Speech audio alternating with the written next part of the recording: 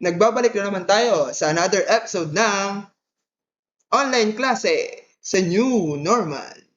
Ito ay hatid sa inyo ng ang Ginoong Manunula TV at ng ICT Ed, Institute of Science and Technology, Quality Private Education within Reach.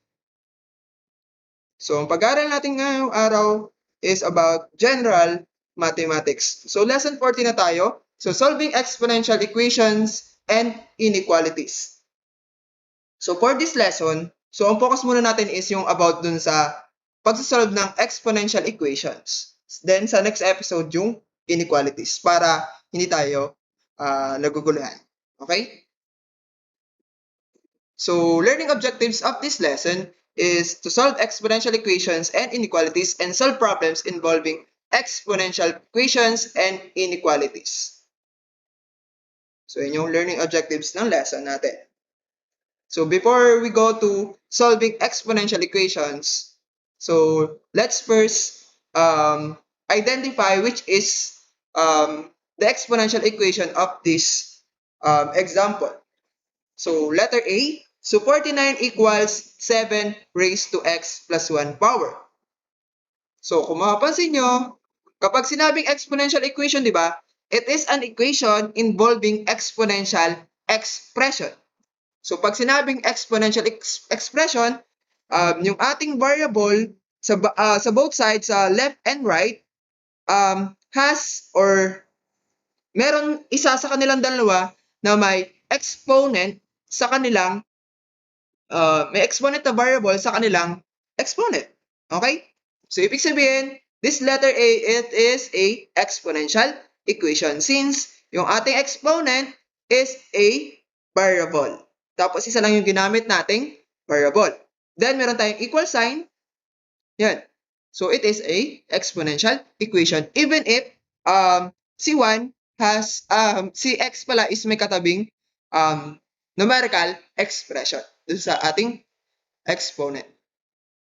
So, ito is exponential equation. So, letter B, 7 is equals to 2x plus 3. So, since yung ating x natin dito is katabi lang ni 2 at hindi siya exponent, so automatic it is not exponential equation. So, it count as linear equation. Okay? Or rational equation. So, yan. So, naintindihan na. Letter C. So, 3 raised to x is equals to 3 raised to 2x minus 1. So, since yung ating exponent sa both side has or have a variable, so it count as exponential equation. Okay? So, next, letter D. So, 5x minus 1 equals 125. So, since yung ating dito sa left side has variable on the exponent, it count as exponential equation. Okay, letter E naman tayo. So, 8x equals x squared minus 9. So, since yung ating exponent is not a variable, then it is a number lang. So, ibig sabihin, it is not count as exponential equation. Kung mapapansin nyo, meron tayong parang naging quadratic siya. So, x squared minus 9 equals 8x or 8x equals x squared minus 9. So, it count as quadratic equation, not exponential equation. Sabi ko nga sa inyo kanina na kailangan yung ating exponent, it is a variable. Okay? So, next, letter F, x squared is equals to 3x cubed plus 2x minus 1. So letter F, katulad lang din ni letter E. It is not an exponential equation since yung ating exponent, it is a number. So, ibig sabihin ito ay cubic function since yung ating leading term has leading term has yung ating variable sa leading term has the exponent 3. So, it is called cubic function. Okay? So, letter G. So, 2x plus 3 is greater than x minus 1. So, kung mapapansin nyo, yung x natin, katabi lang siya ni number, hindi siya nakalagay sa exponent. So, it's not count as exponential equation. Then, letter H, 2 raised to x minus 2 is greater than 8. So it is count as exponential inequality. Since yung ating exponent has variable, then gumamit tayo ng inequality symbol like greater than. Okay? So yung mukhang tuka. So yun yung exponential inequality. So since na-identify naman natin yung exponential equation, so tumungo tayo sa um, discussion about sa definitions and theorem. So number 1 or sa definitions. So definitions and theorem ha. So sa definitions, under the definitions, so let A is not equal to 0. So we define the following. So number 1. So yung A natin dito, bawal siya maging 0. So any number or variable na dapat daw is not, kunwari naglagay tayo ng value sa A. Kunwari 1, 2, 3 or any real numbers. Kapag nilagyan daw natin si number 1, kunwari a to the 0 power equals 1. So ibig sabihin, any number raised to 0 is equals to 1. Or any variable raised to 0 equals 1. So yan. So magbigay tayo ng example mamaya. So number 2, a to the negative n power is equals to 1 over a to the n power. So, ibig sabihin, kapag daw yung ating exponent is a negative number, so we can say that it is equals to the reverse or the reciprocal of the yung given kanina. So, reciprocal, so magbabaliktad. Then, the exponent will become positive kapag binaliktad natin or nilagay natin si whole number sa ilalim or sa denominator. So, di ba, si a to the negative n power, pwede natin siya lagyan ng over 1. So, ganun pa rin naman yung equivalent niya. Kapag binaliktad natin, automatic na yung numerator niya kapag binaliktad is 1. So, tatandaan nyo kapag ang given na dito is a whole number, then yung ating exponent is a negative number, kapag binaliktad natin, automatic na ang ating numerator is 1. Pero kapag siya ay, meron na siyang denominator or yung ating numerator is greater than kay 1 or less than kay 1, o kunwari negative 1, negative 2, negative 3, so hindi na 1 yung nasa numerator niya. Nakadepende na po sa given nating numerator and denominator kung alin ba yung kanya magiging denominator, alin ba yung magiging numerator. So bibigyan natin siya ng example sa ating board. Okay? So tumungo tayo sa example based on this definition. So meron lang tayong dalawa sa definitions. Okay, so example, a to the 0 power equals 1. So pagbigay tayo ng example dito based on the definitions. So 3 to the 0 power, so anong sagot? It is 1. Since yung ating yung ating exponent is 0. So it is equals to 1. Okay, next. X to the 0 power is equals to 1. Okay? Yan. So 1 pa din ang sagot. Ano pa ba? 5 raised to 0 equals 1 pa din. So, yun yung example for the first definition. So, napakalino naman, di ba? So, bawal daw maging 0 si letter A ha. So, next. Okay. So, a to the negative n power equals 1 over a to the n power or the quantity of 1 over a raised to n. So, pwede itong ganito yung itsura niya. Since yung n natin is nakadepende kung anong value niya. So, yung 1 natin is mag-a-apply siya or yung exponent na n is mag-a-apply din sa 1. Hindi lang sa a. Okay? So, nakadepende po sa given. Kunwari, i-reverse natin to. Burahin natin to. Or i-revise natin yung definition natin. Kunwari, a over b raised to negative n equals, kapag binaliktad natin, b over b. Those n. Yan. Ito yung ibig sabihin ko kanina. Na kapag yung ating numerator and denominator ay hindi na siya 1, si a, yung numerator natin, then saka babalik na rin na lang natin siya. Okay? So ito kapag whole number yung given, ito naman kapag fraction na ang numerator is not 1. Or yung numerator and denominator natin is not 1. Okay? So magbigay tayo ng example based on this. For example, 1 over 2 raised to negative 2. Okay? So nagbigay ako ng fraction, ang exponent ay negative 2. Okay. So ang gagawin daw natin is babaliktarin natin, magiging 2. So since yung ating numerator is 1, automatic whole number na siya. Okay, di ba? 2 over 1 yan. So kasi pwede natin siyang i-simplify as 2 na lang. Kasi 2 divided by 1 is 2. Okay, so 2 to the negative, di pala, magiging positive na siya, sorry. 2. Okay, so 2 squared. So 2 squared is 4. Okay. So magbigay pa tayo ng examples kung naiintindihan nyo. So magbigay tayo ng example na whole number naman. Okay? Okay. 3 raised to negative 3 power.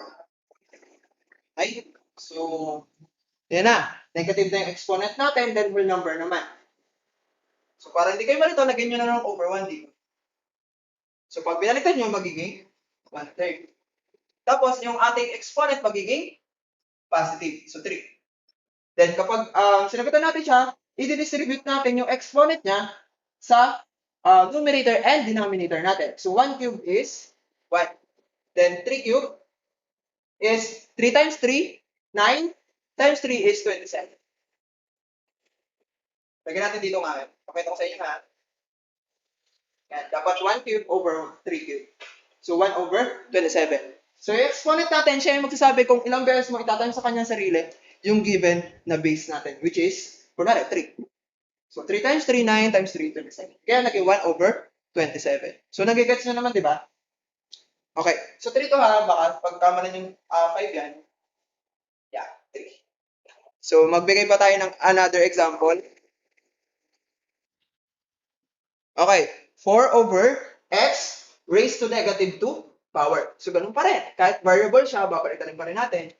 Magiging x over 4 raised to positive 2. Then, kapag sinimplify natin, distribute lang natin yung exponent sa labas, x squared over 4 squared. So, simplify natin. X squared is x squared. Then, 4 squared is 16. Kasi 4 times 4 is 16. So, yan. X squared over 16. So, naintindihan naman yung definition sana. So, next tayo. Punta tayo sa theorems. Okay. So, meron tayong limang sa theorems. So, let R and S be rational numbers. So, pag sinabi rational numbers, it's either a fraction, decimal, or whole number. Kahit siya ay negative or siya ay positive. Okay? So, it is count as rational numbers. So, number 1, a to the r power times or a to the r power as, kapag kasi magkadikit yung dalawang variable, it is multiplication. So, kahit hindi nalagyan ng parenthesis, it count as multiplication pa din. So, a to the r power, a to the s power equals a raised to r plus s power. So, nagpa-plus, ang gagawin dito is, kapag multiplication yung ating dalawang variable tapos magkadikit sila, so it is a multiplication. So, we will add their exponent kapag magkaparehas yung base nila. Kapag magkaiba, retain lang siya. Okay? So, yung sa number 1, it is applied with the same, kung kunwari, same sila ng base or same sila ng, kunwari, variable or number, magka-same sila, saka tayo magpa-plus ng exponent. Okay? So, next. So, magbibigay tayo ng example mamaya. So, number 2, a to the r power over a to the s power equals a to the r power minus s. Since yung ating exponent is, basta yung ating, tawag dito, kung kanina, multiplication, ngayon, division. So, kabaliktaran naman, yung magiging sagot natin. So, yung exponent and the exponent of the numerator And the exponent of denominator is pagmaminisin natin. So, kaya naging a to the r power minus s. Since magkapareha sila ng base nila, which is a, or any number, basta magkaparehas, so pagmaminisin yung kanyang numerator. So, kaya naging r minus s. Okay? So, yan. Number 3. So, magbibigay ako example mamaya. So, the quantity of a to the r power, tapos raised to s power. So, nasa labas yung s. So, ibig sabihin, meron tayong exponent sa loob.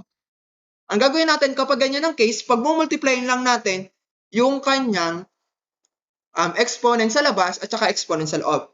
So, medyo kakaiba ito kumpara dun sa number 1. So, since yung ating meron tayong given na variable, given na number na may exponent, kaso yung isa, exponent din. So, automatic, mag-multiply tayo, hindi tayo mag-addition or mag-add. Okay? Mag-add lang tayo kapag parehas silang number na may exponent. Tapos may parenthesis.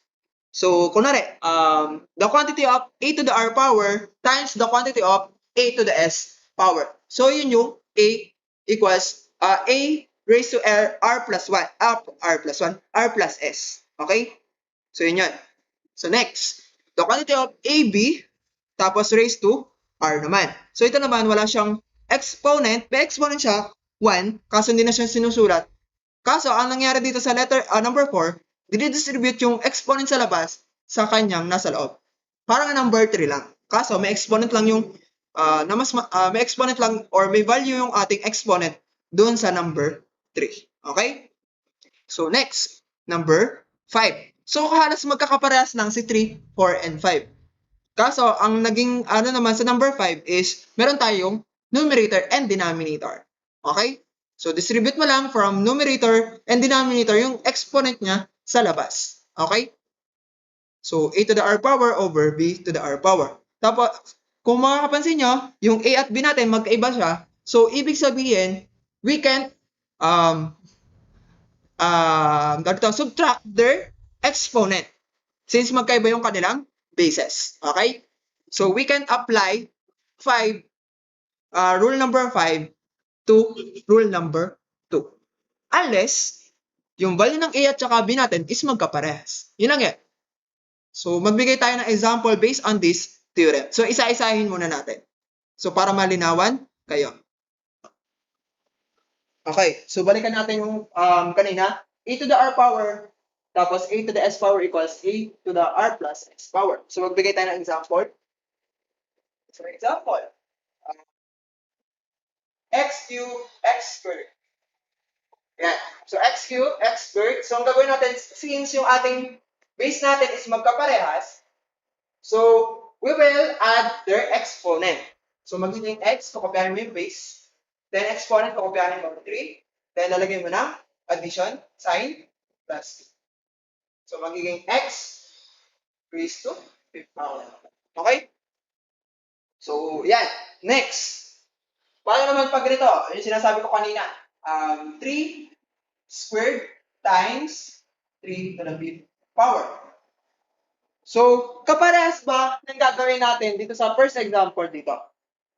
Okay, yes. Kasi, multiplication yung kanyang, tawag dito ang kanyang operation. Tapos, parehas yung base nila. 3, base nila. So, gagawin natin, pagpapansin lang din natin yung kanyang exponent. So, magiging 3 raised to 2 plus 5 power. So, 2 plus 5 is 7. So, ano kaya ang 3 raised to 7? Kasi 3 times 3, 9. Times 3, 27. Times 3, 81. Times 3, 243. Tama ba? 9, 27, 81, 243. Times 3. 243 times 3 is 9, 12, 729. So, 729 times, ano pa ba? Isa pa, 3, di ba? Times 3. So, 27. 3 times 2, 6. Tapos, plus 2, 8. Wala tayong carry 1. So, 3 times 7 is 21. So, 21, 87. 2,150. So, siguro tama naman yung multiplication ko. So, try natin check natin. Baka nagkakamali lang tayo. Hindi tayo perfect. Okay, so check natin. Okay, 2,187. So, yan. So, magbigay pa tayo ng ibang example. Okay. So, paano naman pag ganito yung given? So, meron tayong coefficient dito. Numerical coefficient na mas mataas kay 1. Sa kabila, ganun din. So, ano muna ang gagawin natin? So, since yung ating given na number is magkaiba, so wala naman tayong pagpapasan dito. So, ang gagawin na lang natin, pag-multiply na lang natin yung numerical coefficient niya. So, 2 times 4 is 8. Then, saka natin pagpaplasin yung exponent ng variable natin. So, kopyahan natin yung x. Then, 2 plus 2. So, 8x, then 2 plus 3 is 5. Okay. So, yan. Magbigay pa tayo isang example, last example for this rule. Okay. So, nagbigay ako ng negative yung ating exponent. So, magiging, di ba, pwede natin gawin dyan is negative 3 plus 2. Okay. So, it is, negative 3 plus 2 is negative 1.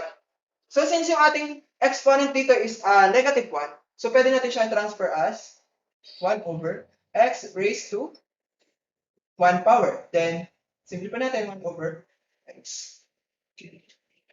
So, yan. So, in-apply natin lang yung theorem kanina. So, yan. So, ina-apply lang din dito yung, kunwari, ang tawag dito, fraction yung given. So, ganun din. Pagpaplasin mo din yung exponent. So, magbigay pa tayo isa pang example para doon. Para malinawan kayo. So, yan. X raised to 1 half power times x to 3/4 power. So, ganun din. Okay? X raised to 1 half plus 3/4. So, ganun pa rin. Simplify mo, x. Then, kukunin mo yung kanyang LCD. So, ang LCD ng dalawa is 4. So, 4 divided by 2 is 2. Times 1 is 2. 4 divided by 4, 1 times 3 is 3. Tama ba? Okay. So, okay, pag-proceed natin, 2 plus 3 is 5. 4.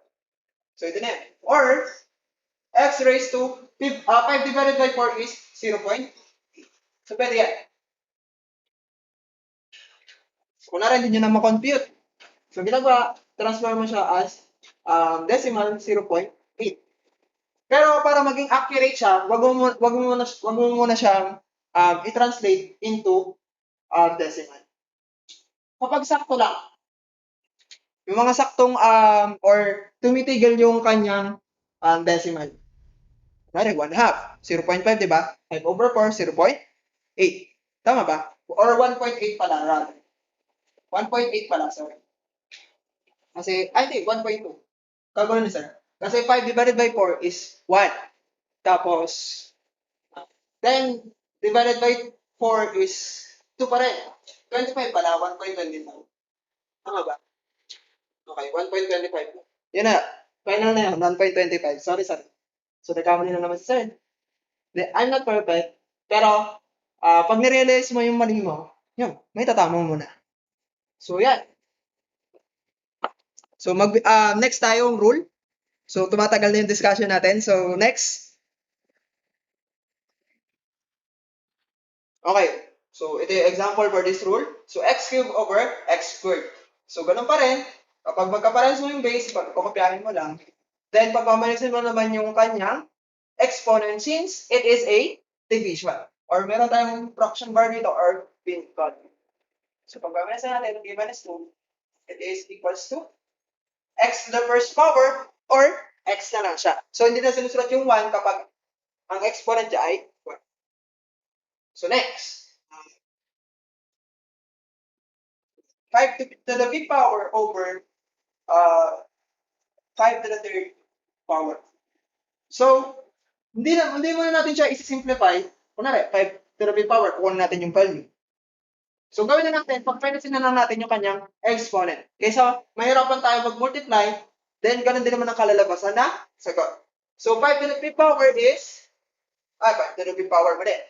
So, kung natin yung 5 pala, then, pag-minus natin yung kanyang exponent. So, 5 minus 3. So, 5 minus 3 is 2. So, 5 squared is 20. So, ganun lang yan.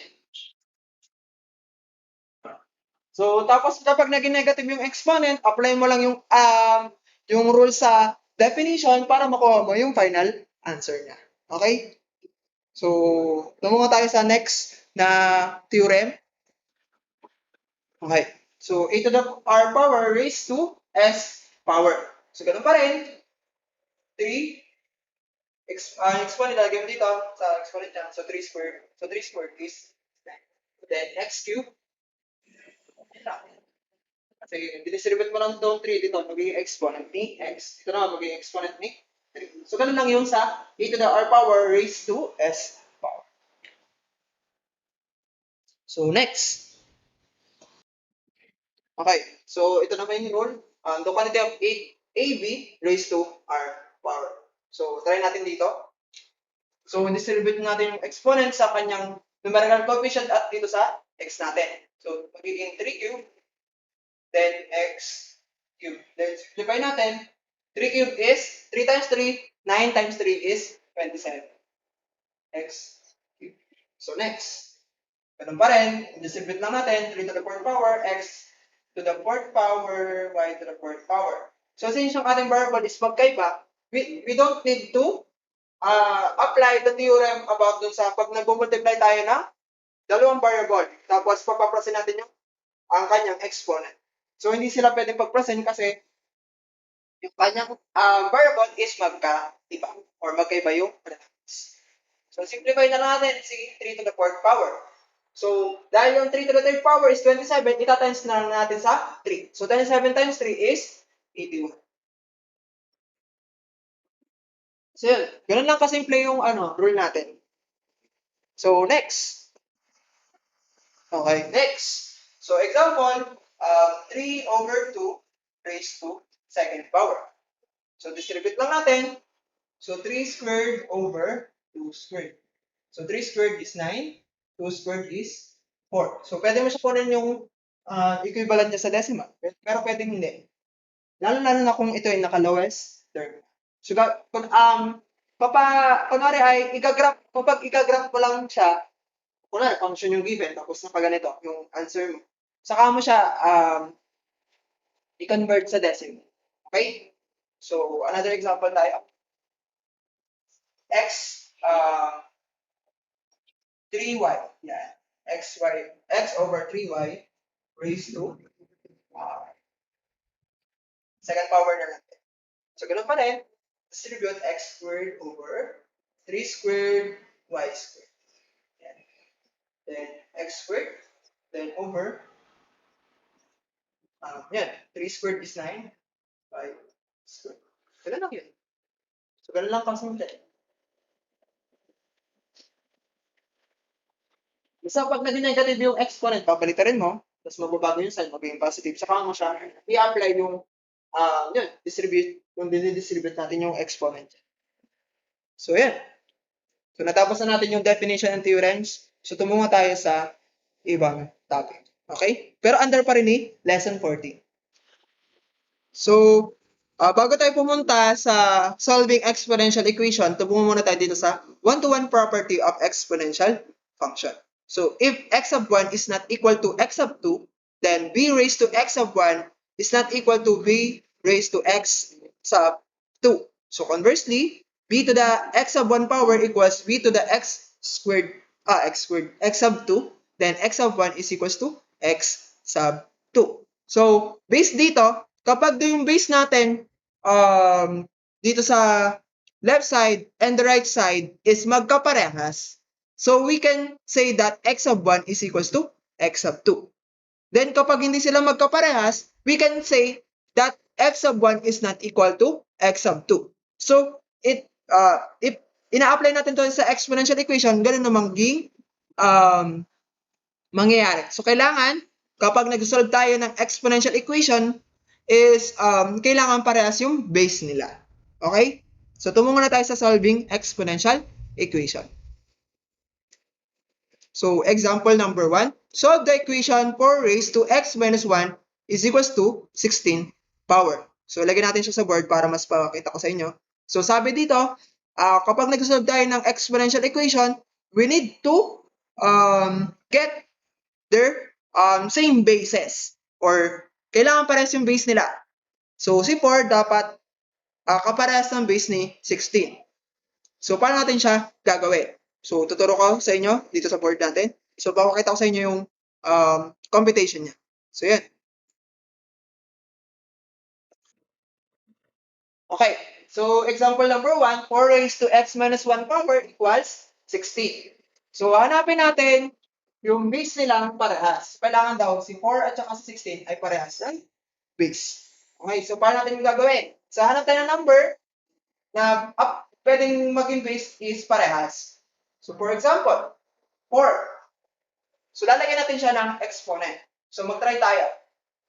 Okay? So, kung 4 squared siya, so, di ba, 4 times 4 is 16. So, pag ginamit natin yung 4 dito, na parehas na base, applied silang parehas. So, check. So, ibig sabihin, yung base natin dito is, pwedeng 4.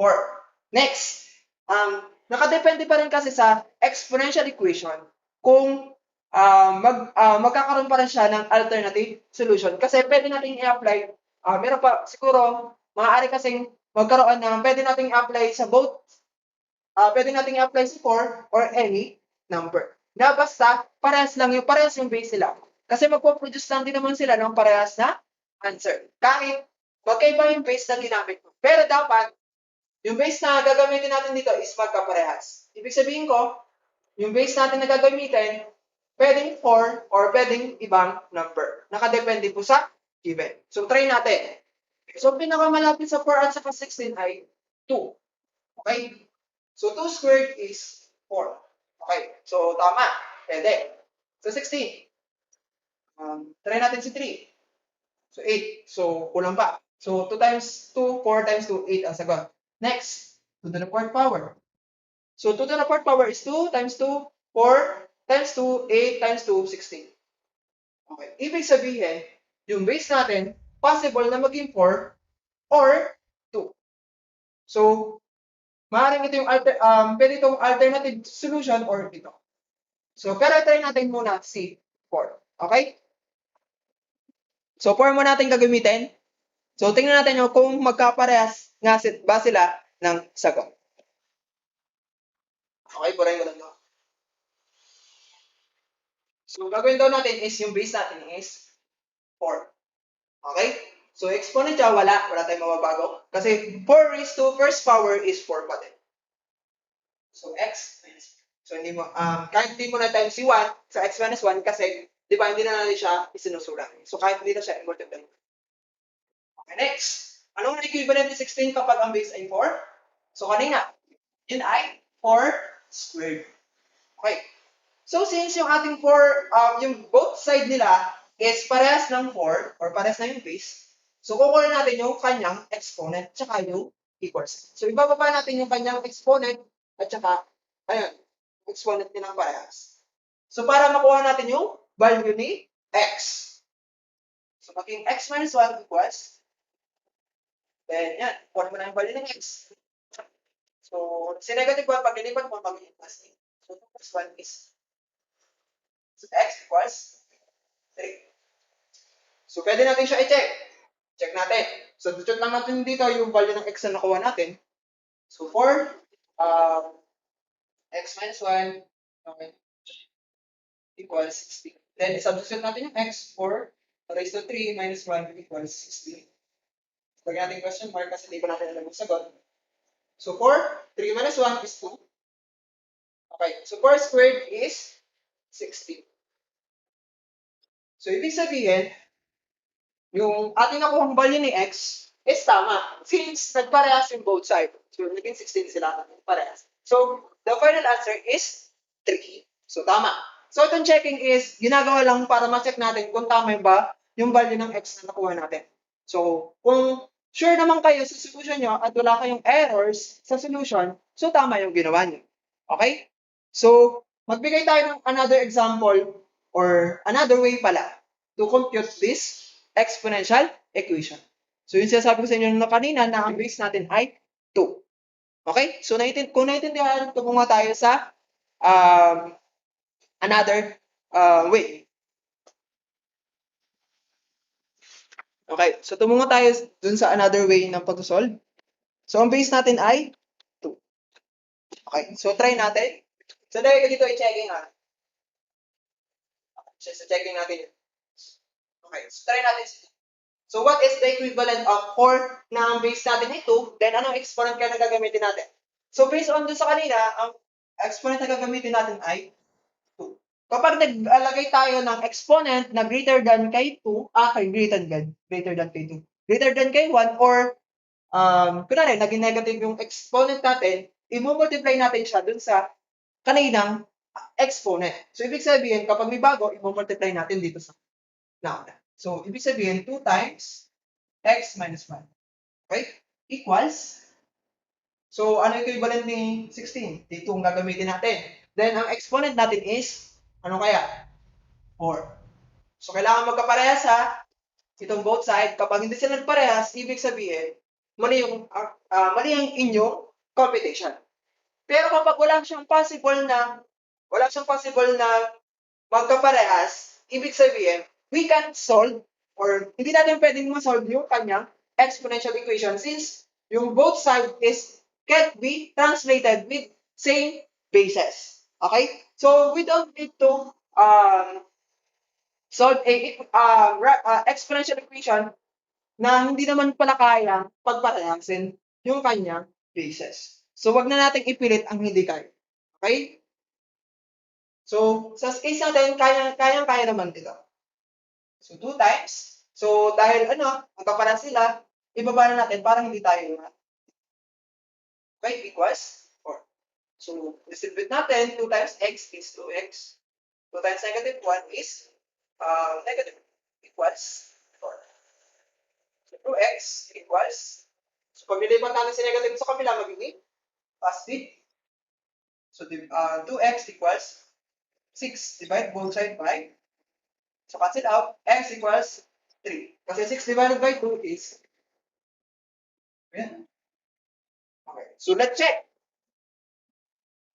For x minus 1 equals 16. 4 raised to 3 minus 1 equals 16. Plus 1. 4 raised to 2 is equals to 16. 16 equals. So check. So tama yung ating computation kanina. So sa checking, lagi ang ginagamit yung original na equation kanina.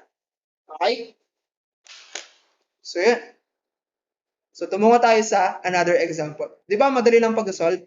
Pero medyo pag complicated na, saka tayo mag-iisip ng todo-todo.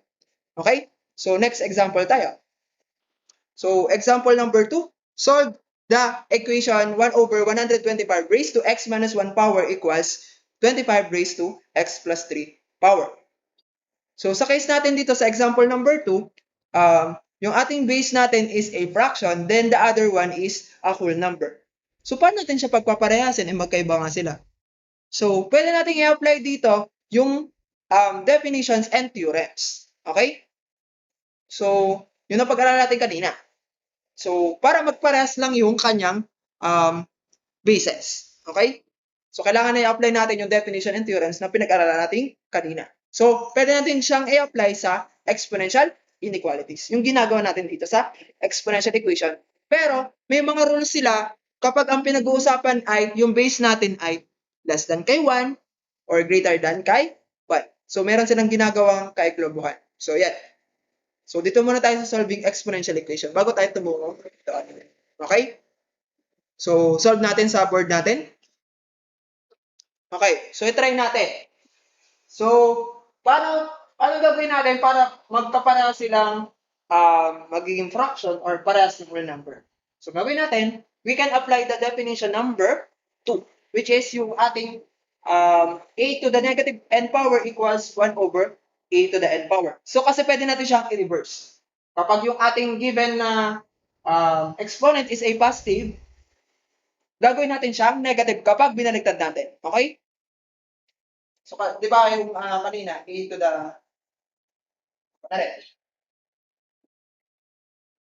or yung a over b is to negative n equals b over b is. Yung gagawin natin, i-reverse natin itong definition and theorems natin. Okay? So, kunwari itong given, ang kalalabas ng sagot niya ay negative yung kanyang exponent. Kapag ganito naman, gagawin din. Okay?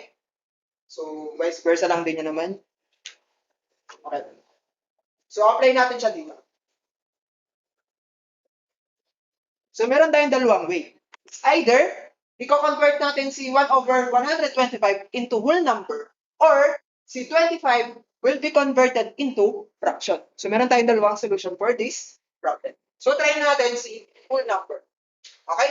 Kapag binigtad natin yung 1 over 125, it will be automatically become a whole number. Since yung ating numerator is 1. So, magiging 125. Then, the exponent become negative 1 times x minus 1. So, pwede mong hindi sinulat si 1 dito, pwedeng negative lang. Basta, i-multiply mo siya sa x minus 1. Pwedeng may negative na lang ilagay, since meron tayong parenthesis dito, or lagay mo siya ng negative para hindi ka. Okay? So, next. So, si 25 hindi mababago. Next. So, since magkaparas na silang whole number, magbigay naman tayo or maghahanapin natin yung possible na base niya. So, for example, ano kaya? So, try natin si 25. So, kapag 25 squared, ano kaya sagot? So, 25 times 25, 5 times 2, 10, plus 2 is 125, 5 times 2 is 10, 5 times 625. So, magkaiba sila, 125 at saka 625. So, we can apply 25 as their bases. So, mag-try tayo dito. Anong pinakamalapit? Okay, so i-try natin si 5. So, try natin si 5. So, 5 squared is 25. So, check. Apply na dito sa 25. Next, 5 cubed. So, di ba 5 times 5 times 5? Tatlong beses. So, 5 times 5, 25. Times 5 is 125. So, check. So, ang ating base natin is 5 for this example. So, try natin si 5.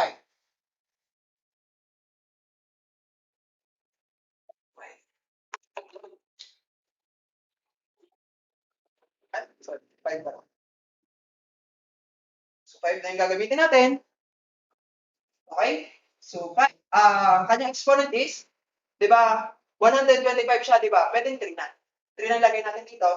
Kasi 5 cubed is 125. Tapos, i-times natin sa negative 1 times x. So, para hindi kayo malito, i-times nyo na. Kunwari, di ba negative 1 dito? Ita-times nyo siya sa panibagong exponent. So, 3 times negative 1 is negative 3. Para hindi kayo mahirapan, mag-multiply. Pero sa case natin, pwede natin isulat as ganyan. Then sa kabila, 5 squared times x plus 3. Okay? So, i-multiply na natin pag binaba natin para hindi tayo ito. So, 3 times negative 1 is negative 3 times x minus 1. Para hindi lang tayo marito. Okay? So, 2 times, gawin natin dito, copy lang natin. Okay. So, next, saka natin siya i-distribute. Negative 3 times x is negative 3x. So, negative 3 times negative 1 is positive. Kasi negative 3 times, negative times negative is positive. Tapos 3 times 1 is 3. So, positive yung kanyang sign. Next, 2 times x is 2x. 2 times 3 is positive 6. Then, lilipat natin sa kabila si 2x magiging negative 2x minus 3x equals 6. Tapos, 6 minus. Okay, next. So, hindi kasha. Pagkasahin natin. So, negative 2x minus 3x. So, since yung ating sign natin is magkaparehas, so pagpaplasin natin sila, then ikakopy natin yung kanya sign, which is, copy natin, 2 plus 3 is, so negative 5x equals, so hindi nga talaga kasya. So, divide natin both side by negative 5. Ayan. So, cancel out. So, kailangan yung negative is nasa taas. So, gagawin mo lang, ililipat ko lang siya. Pero pwede ka mag-multiply both sides muna by negative 1 bago mo siya i-divide para nasa taas na yung kanyang negative. So, maging x is equals to negative 3 over 5 or yung negative natin nasa ilipat lang natin ha. Dito. Pares lang yan. Pero kalimitan yung turo kasi sa amin, nasa ibabaw siya. Kailangan daw si negative ay nasa numerator. Or pwede lang nasa gitna. Okay? So yan. So yun yung sagot natin for this equation. So bigay natin yung kanina, yung alternative solution which is fraction sila parehas. Okay? So it's either ito ang gagamitin mo or yung isa. Okay? So maalin lang. Ganun din naman yung kalalabasan na sagot. Okay? Okay, gagawin natin siyang fraction. So hindi ito mababago since it is already fraction. So ito naman ang gagawin nating fraction. So since it is a whole number, kapag binaliktad natin, magiging 1 over 25 siya. Then, kanyang exponent ay magiging negative. So negative 1 times x plus. So sir, bakit naging negative 1? Tapos may multiply pa sa x plus 3. Kapag nagbabago tayo ng exponent, or naglalagay tayo ng bagong exponent, kailangan i-multiply siya dun sa current or yung kaninang exponent. So kaya, negative 1 times x plus 3. Kasi kapag nagbago ka ng exponent, it is applied or kailangan maapektuhan din yung exponent. Okay? So next. So hahanap naman tayo ng fraction na parehas. Then, kailangan parehas na apply dito sa both sides. Okay. So try natin si 1 over 5. So, kapag ang 1 over 5 squared ay, or di ba 1 over 5 times 1 over 5? So, 1 times 1 is 1. 5 times 5 is 5. So, parehas. So, ibig sabihin, possible siya sa 1 over. So, check. So, next. 1 over 5 cube. Okay? So, ganun pa rin. 1.5. 1 over 5 times 1 over 5 times 1 over 5. So, 1 times 1 is 1 times 1 is 5 times 5, 25 times 5 is 100. So, pwede natin apply si 1 over 5 dito. Okay? So, 1 over 5 yung gagamitin natin dito. Kanyang, base. So, pwede maging fraction yung base ha. Sabi ko sa inyo. Okay.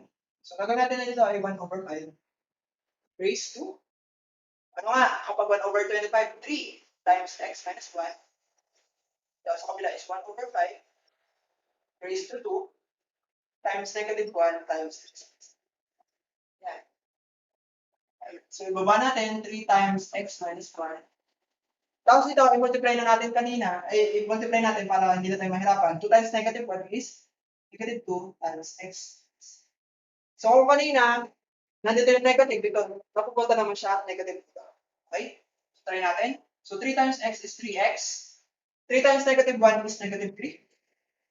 Okay. Next, negative 2 times x is negative 2x. Negative 2 times 3 is negative 6. Okay, lipat natin. 2 magiging positive, 2x plus 3x. So, kahit magkabaliktad sila ng pwesto, okay lang. So, negative 6 plus 3. Okay. So, 2x plus 3x is 5x. So, negative 6 plus 3 is negative. So, divide both sides by. So, cancel out. X is equals to negative 3 over. Ayan. So, parehas lang ng sagot kanina. So, automatic na yung ating negative is nasa taas na. So, hindi natin siya kailangan ibaba. Ayan na siya. Ayan na sa diyan. So, yan. So, sana naintindihan nyo. So, magbibigay pa ako ng ibang example para alam nyo din yung gagawin nyo sa iba. Okay? Okay. So, gawin nating medyo komplikado yung given na example. So, solve the equation. 9 raised to x or 9 to the power of x squared power is equals to 3 raised to x plus 3 power. 9 to the x squared power equals 3 raised to x plus 3 power. So, kung mapapansin nyo, yung exponent natin na x is meron pang exponent. So, possible po yan mangyari. Okay?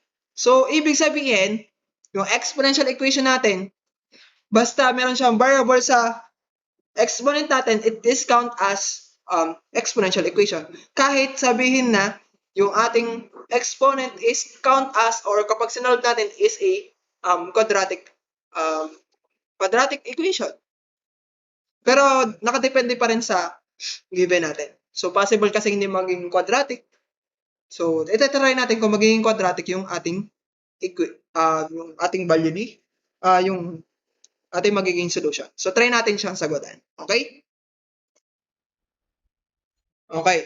So, 9 raised to x squared power equals 3 raised to x plus 3 power. So, ganun pa rin yung gagawin natin. Pagpaparansin natin yung kanyang exponent which is 3 at saka 9. Pagpaparansin natin sila.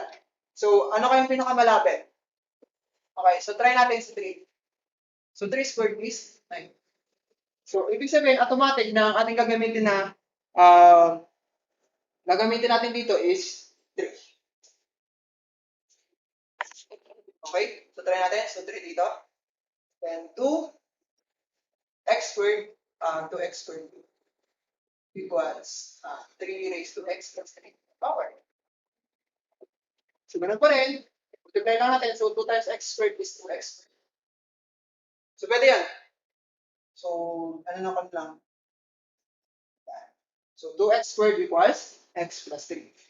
So, since kung makapansin nyo, x squared to, x to, tapos number. So, gagawin natin dito, napansin nyo, naging quadratic siya. So, gagawin natin, pag sumasamahin natin sa isang side. So, naging 2x squared, pag nilipat natin si x, magiging negative x minus 3 equals 0. Okay? So, it's either, gagamitin natin is, kahit anong method. Trial and error method, factoring by grouping, basta kung anong applicable sa kanya. So, yan. So, ang gagawin natin, trial and error. So, factor natin si 2x squared. So, 2x. Then, si x. So, 2x times x. So, factor natin si negative 3. So, negative 3, kunwari ay dito si 3. Dito si 1. Then, kailangan negative yung sagot. Then, negative yung x natin. So, try natin dito negative. Tapos dito ang positive. Kasi positive times 3 times negative 1 is negative 3. So, check. So, tama. So, try lang natin yung gitna. Tsaka ito. So, negative 1 times 2x is negative 2x. 3 times x is positive 3x. So, pag pinag-plus natin siya, ang sagot dyan ay positive x. So, since positive yung x natin, ibig sabihin yung factor natin mali. So, try tayo ng iba. So, gawin natin, ipagbalik na rin natin yung sign nila. Baka yun lang naman problema. Kailangan pala magkabalik. So, try natin. So, nandito naman si negative, dito ang positive. So, try natin. 2x times 1 is 2x. Negative 3 times x is negative 3x. So, 2x minus 3x is negative x. So, ibig sabihin, tama na. So, yung dulo, negative 3 times 1 is negative 3. That's it. Tama na. So, pwede natin equate sa 0 yung 2x minus 3 at saka x plus 3. So, pag-iwalay natin. So, 2x minus 3 equals 0. Okay? So, magiging 2x equals positive 3. So, divide both sides by 2. X equals to 3 over 2. Yan. 3. Pa rin. Hindi pa rin naging 3. Ay, nako. Yan. Sa kabila, x plus 1 equals 3. X equals to. So, yan. Yan. So, mali lang naman, di ba? So, sabi ko sa inyo, si exponential equation may produce sa yung value ng x natin sa exponential equation may produce one or more values of x. Okay? So, dalawa. So, yan. So, sana naintindihan yung topic natin for today. Then, tumungo tayo sa last example which is the bonus example. So, ginawa ko lang komplikado yung ating given na equation. So, solve the equation. 49 over 64 raised to x power is equals to 512 over 343 raised to negative x plus 5 power. So, ibig sabihin dito sa ating given na to, magpo-produce siya ng dalawang solution. But, yung gagawin natin dito, isa lang. So, para hindi tayo magulantang. So, isa lang muna. Isa na lang kasi naituro ko na naman yung kanina na pwede natin i-apply dito sa both side. Okay? So, try natin siya isa.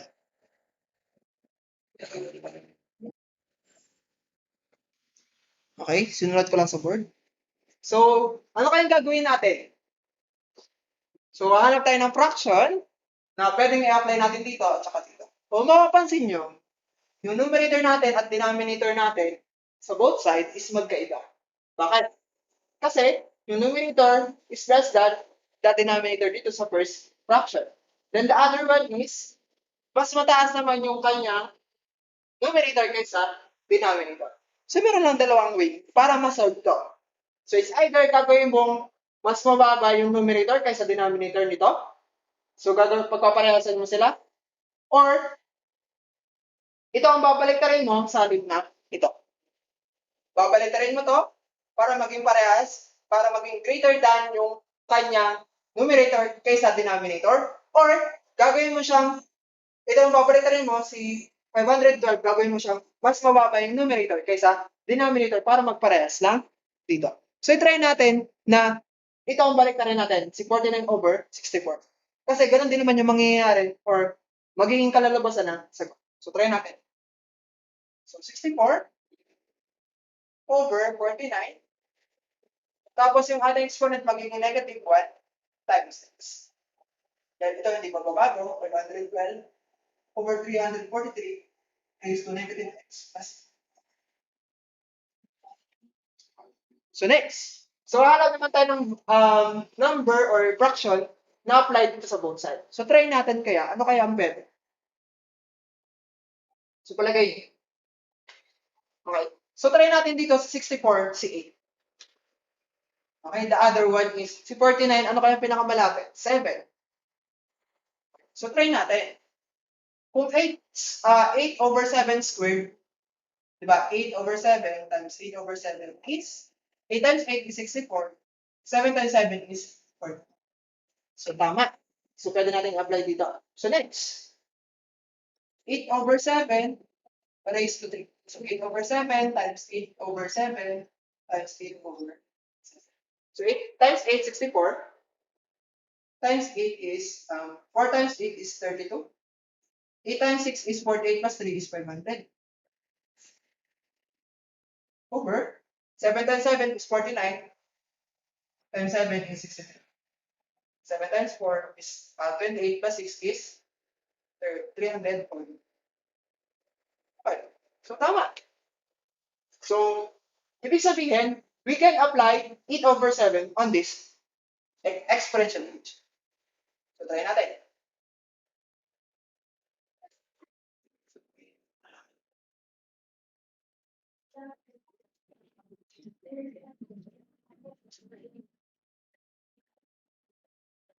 So, ang magiging exponent natin dito ay times negative 1 times equals 512, 512.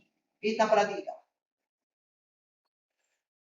Tapos raised to 3 times negative x plus 5. Okay? So, gawin natin dito, i-times na natin. 2 times negative 1 is negative 2 times x equals 3 times negative 1. Okay, next, simplify natin. Negative 2 times x is negative 2x. Okay, so 3 times negative x is negative 3x. 3 times 5 is positive 50. Okay?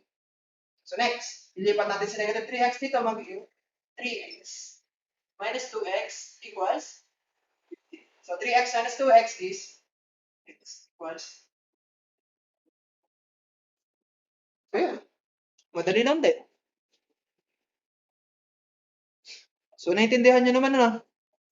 Kailangan ko mo bang ipakita yung another way of solving? Sige, ipakita natin para makita natin kung parehas lang ba yung sagot. Okay? So try natin. So last na to. Okay. So another way of solving it. So gawin lang natin, baliktarin natin to, magiging 343 over 512. Then yung exponent natin, gagawin natin negative. Okay? Times x, negative din, plus. So, kasi hindi natin pwedeng mabaliktad si negative x plus 5 hanggat hindi natin nababago yung kanyang sign. So, kaya dapat si x ay maging positive. Kaya tayo naging negative 1 pa rin yung kanyang exponent. Pero, minultiply natin sa negative x plus 5. Okay? Pero kung ito na lang, negative x na lang, babalitarin mo lang yung sign. Magiging positive x na lang siya. Okay? Pero sa case natin, ano sila? Gawin natin, itimes muna natin sa negative 1. Okay, magkaparehas na silang mas mababa yung numerator kaysa denominator niya, then yun naman natin. So kung ginamit natin 8 over 7 kanina, ang gagamitin naman natin dito ay 7 over 8. Then exponent, same pa din, so 2x. So nawala lang yung negative dito. So next, sa kabila, 7 over 8 din. Then ang gagamitin naman natin dito ay 3 times negative 1 times negative x plus 5. Okay, so 2x dito. Okay, so times natin, 3 times negative 1 is negative 3 times negative x plus 5. Okay, next. X plus negative 3 times negative x is positive. X na lang pala. Positive 3x. Next, negative 3 times positive 15 is negative 15. Tama ba? Negative 15. So 3x, lipat natin, magiging negative 3x plus 2x. So negative 3x plus 2x equals, then the rest is negative 3x plus 2x is negative x equals negative 50. Tama? Nilipat natin, negative 3x plus 2x, negative x equals negative 50. So, pwede natin i-multiply or i-divide both sides by negative 1. So, x equals 2. Kinabahan ako dun Akala ko kasi yung magiging negative yung sagot. Pero hindi pala. So, naging positive pa rin. So, yeah. So, sana na naiintindihan nyo yung alternative solution niya. So, yeah. Pinuputol ko muna yung ating discussion about sa solving exponential equation and inequalities. So, susunod na episode ng online klase sa new normal dito lang sa general mathematics na subject. Bye-bye!